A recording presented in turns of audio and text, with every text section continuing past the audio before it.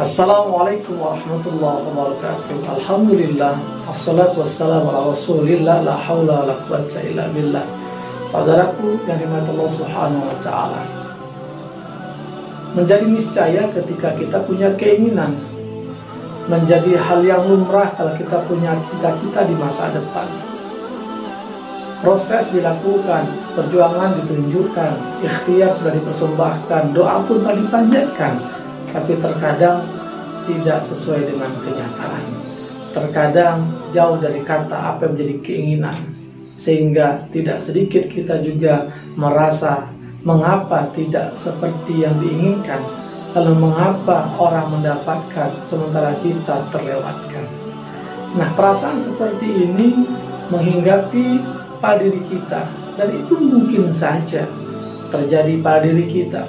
Tetapi asal takrahu syai'an wa khairul lakum, boleh jadi yang kita nggak suka, yang kita benci atasnya, malah itu yang terbaik buat kita. Begitu kata Allah, puasa tuhibbu syai'an wa syarrul lakum. Sementara ketika kita begitu berharap, merasa suka, cinta, nur kita itu baik, ternyata sebaliknya tidak baik untuk kita. Artinya qad Allah, ada ketentuan Allah subhanahu wa ta'ala, dan yakinlah semua itu pasti ada kebaikannya. Nah, menyesal terhadap apa yang tidak didapatkan, menyesal terhadap apa yang gagal dilakukan, ini menjadi hal yang biasa. Bersyukurlah kalau bisa berubah, melakukan upaya berikutnya, melakukan alternatif yang selanjutnya untuk mendapatkan sesuatu yang diinginkan. Ini kan dunia ini dihadirkan, dihidangkan untuk kita sebagai mazra'atul akhirah, ladang untuk kehidupan akhirat. Kalau ada orang yang berbuat salah, misalkan orang pernah berbuat dosa, umpamakan, lalu dia menyesal, alhamdulillah, berarti dia masih diberikan kesempatan, diberikan hidayah, diberikan petunjuk Allah subhanahu wa ta'ala.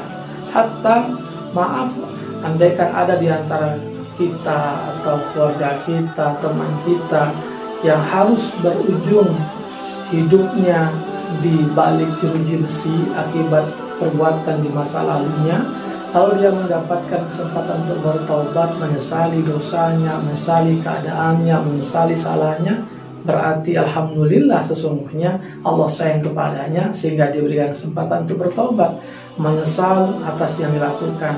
Dan penyesalan di dunia bisa menjadikan kita untuk merubah kondisi sebelumnya. Artinya ketika kita diberikan sesalan di dunia, kita masih ada kesempatan untuk berikutnya sepanjang kita mau berubah.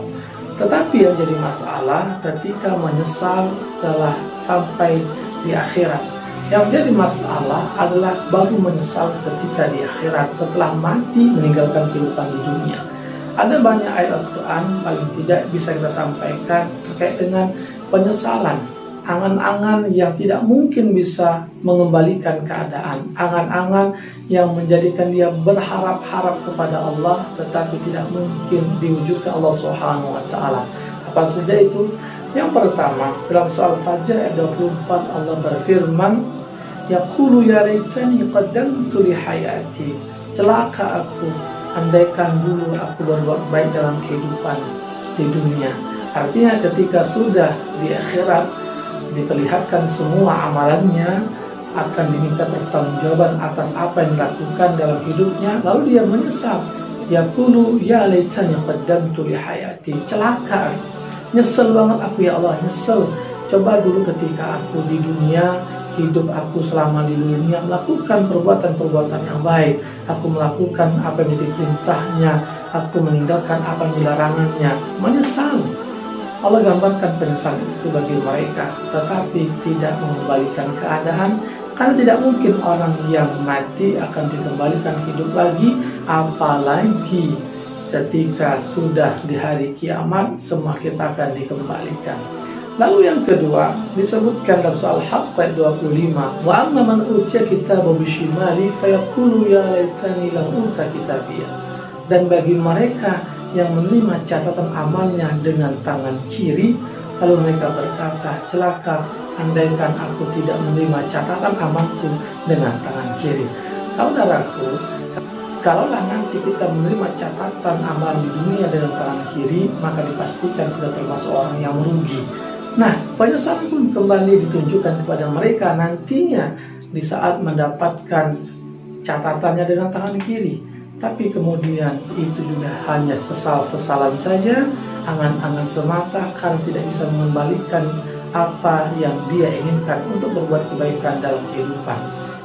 Kemudian Allah sebutkan juga yang ketiga dalam surah Al-Furqan ayat 28, ya wailata laitani lam attakhiz fulalan khalila. Celakalah aku, andaikan aku dulu tidak menjadikan dia teman. Ayat ini memberikan gambaran ada orang yang menyesal nanti karena dia salah memilih kawan. Oleh karenanya perlu bagaimana kita memilih kawan yang baik selama diberikan kehidupan di dunia.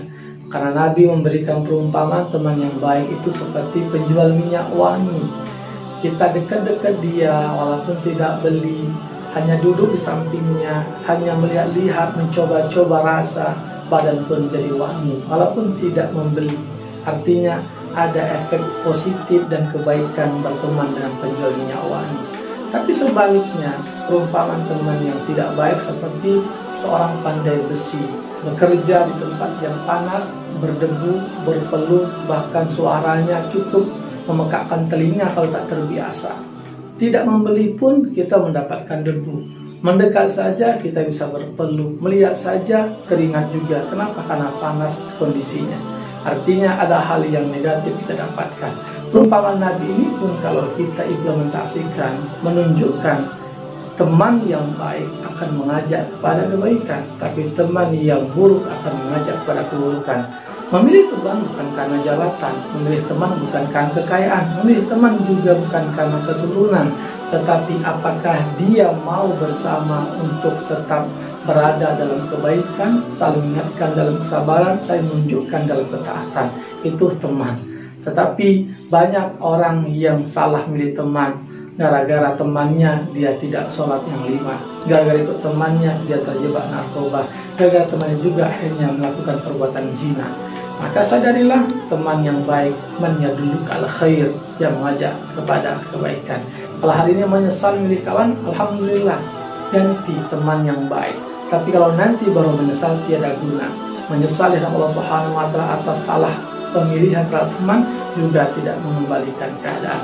3 ayat ini diantara informasi Allah Subhanahu wa Ta'ala tentang orang-orang yang menyesal di hari kemudian, berangan-angan minta dikembalikan ke dunia untuk merubah catatan amalnya, untuk melakukan yang terbaik dalam hidupnya agar tidak mendapatkan balasan dari Allah Subhanahu wa Ta'ala. Berharap dia menjadi yang soleh, dikembalikan ke dunia, berbuat yang terbaik, tapi lagi-lagi itu tidak mungkin terjadi. Hayhata lima tu'adun, tidak mungkin itu terjadi. Maka bersyukurlah dengan kesempatan yang masih diberikan, bersabarlah terhadap ujian ditimpakan, dan tetaplah melakukan ketaatan. Semoga kita semua dihindarkan dari fitnah kehidupan dan bahagia di hari kemudian. Assalamualaikum warahmatullahi wabarakatuh.